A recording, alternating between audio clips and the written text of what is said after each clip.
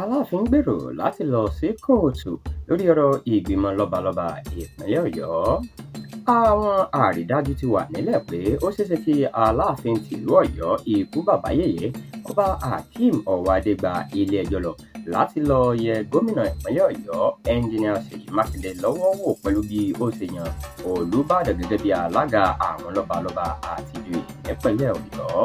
Ẹ ó rántí pé Ṣèyí Mákindé ló ṣe ìfilọ́lẹ̀ ìgbìmọ̀ àwọn lọ́balọ́ba àti ìjòyè ní Ọjọ́bọ̀ tọ́sídẹ̀ẹ́ ọ̀sẹ̀ yìí ní sẹkítẹ́ríátì àwọn olóyè nílùú Ìbàdàn. Ìfilọ́lẹ̀ ìgbìmọ̀ ọ̀hún gẹ́gẹ́ bí Mákindé ṣe sọ ó sẹ́yìn àgbékalẹ̀ òfin tuntun táwọn ọmọ ilé-ìgbìmọ̀ asòfin ìpínlẹ̀ náà ṣe lọ́dún tó kọjá.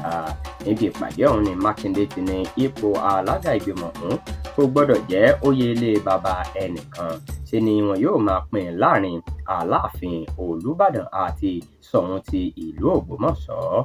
Àmọ́ gẹ́gẹ́ bí ìròyìn ṣe gbọ́, wọ́n ní ṣe ni Aláàfin mọ̀ọ́mọ̀ ṣe gáfárà fún ètò náà ni kó bàa lè gbé iná ojú àbájáde náà. Àhesọ sì ti ń lọ báyìí pé Ọba Ọwọ́adé yóò gbé ọ̀rọ̀ lọ sí Kóòtù láìpẹ́.